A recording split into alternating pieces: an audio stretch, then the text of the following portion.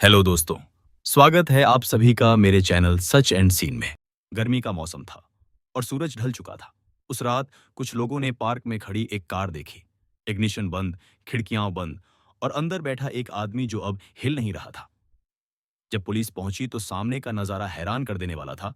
Venus poster, जो उस वक्त डिप्टी व्हाइट हाउस काउंसिल थे और प्रेसिडेंट बिल क्लिंटन के सबसे करीबी दोस्तों में से एक, अब मृत पाए गए। उनके सिर में एक गन शॉट वुंड था और पास में एक रिवॉल्वर पड़ी थी। पहली नजर में सब कुछ सुइसाइड जैसा लग रहा था, लेकिन जब जांच शुरू हुई तो हर डिटेल एक नए रहस्य की तरह सामने आने लगी। विंस फॉस्टर सिर्फ कोई साधारण व्यक्ति नहीं थे। वो बिल और हिलरी क्लिंटन दोनों के पुराने दोस्त थे और उनकी टीम के सबसे भरोसेमंद कानूनी सलाहकार। जब क्लिंटन एडमिनिस्ट्रेशन ने सत्ता संभाली, फॉस्टर को व्हाइट हाउस में एक प्रमुख पद दिया गया, डेप्यूटी व्हाइट हाउस काउंसिल। पर सत्ता के साथ साथ स्कैंडल और स्ट्रेस भी बढ़ने लगा।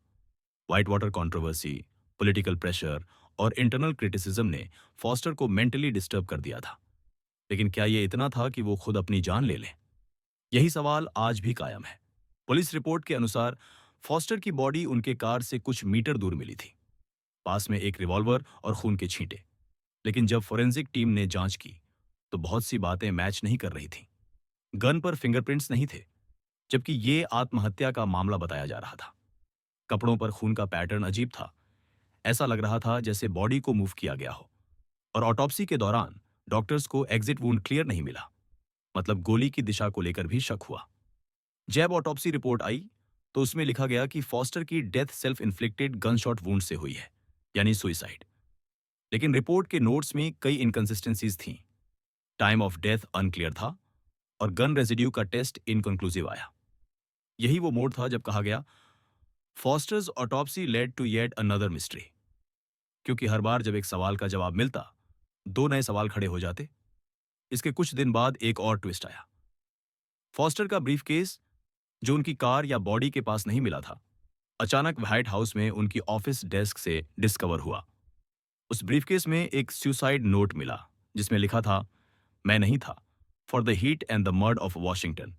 लेकिन फॉरेंसिक एक्सपर्ट्स ने कहा कि उस नोट पर ना तो फॉस्टर के फिंगरप्रिंट्स थे, ना ही इंक पैटर्न कंसिस्टेंट था, और पेपर को टीयर मार्क्स से छेड़ा गया था। जैसे जैसे ये खबर मीडिया में फैली, अमेरिका भर में एक हलचल मच गई। लोगों ने कहा कि यह सुइसाइड नहीं, मर्डर था और किसी बड़े पॉलिटिकल कवर अप का हिस्सा। कुछ रिपोर्ट्स के मुताबिक फॉस्टर के डेथ से कुछ दिन पहले व्हाइट हाउस में इंटरनल मीटिंग्स हुई थीं, जिनमें सेंसिटिव डॉक्यूमेंट्स की बात हो रही थी। क्लिंटन एडमिनिस्ट्रेशन पर दबाव बढ़ता गया। कांग्रेस ने इंक्वायरी की, एफबीआई ने जांच की और आखिर में इंडिपेंडेंट काउंसिल केनेथ स्टार ने भी इस केस को रीओपन किया। कुल मिलाकर 5 ऑफिशियल इन्वेस्टिगेशंस हुई। सबने यही कहा कि विंस फॉस्टर ने खुदकुशी की थी। लेकिन जो सवाल इन्वेस्टिगेशन से पहले उठे थे, वो जवाबों के बाद और गहरे हो गए। क्यों बॉडी के पास फिंगरप्रिंट्स नहीं मिले? क्यों ऑटोप्सी में गन रेजिड्यू अनक्लियर था? क्यों सुसाइड नोट अचानक व्हाइट हाउस में मिला और पहले नहीं? और अगर सब कुछ साफ था, तो व्हाइट हाउस ने उस रात कुछ पेपर्स सीक्रेट क्यों रखे?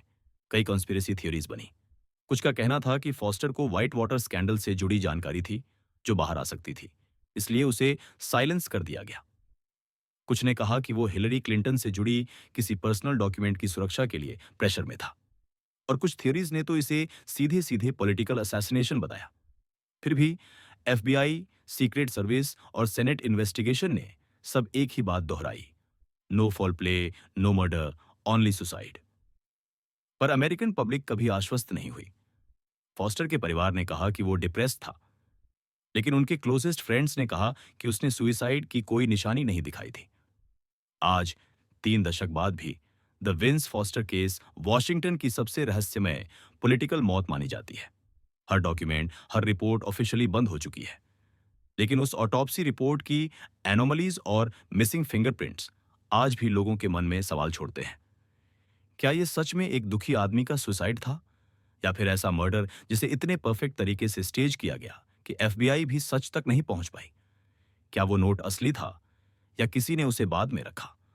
और क्या फॉस्टर किसी ऐसे राज तक पहुंच चुका था जो व्हाइट हाउस के अंदर छिपा था? वो राज जो उसे अपनी जान देकर चुप रहना पड़ा। कभी कभी सच सामने होता है, पर उसे देखने की हिम्मत किसी में नहीं होती। और शायद यही विंस फॉस्टर की मौत का सबसे बड़ा रहस्य है। एक ऐसी मौत जिसने न सिर्फ एक इंसान को बल्कि पूरे अमेरिकन पॉलिटिकल सिस्टम को हमेशा के लिए सवालों के घेरे में डाल दिया।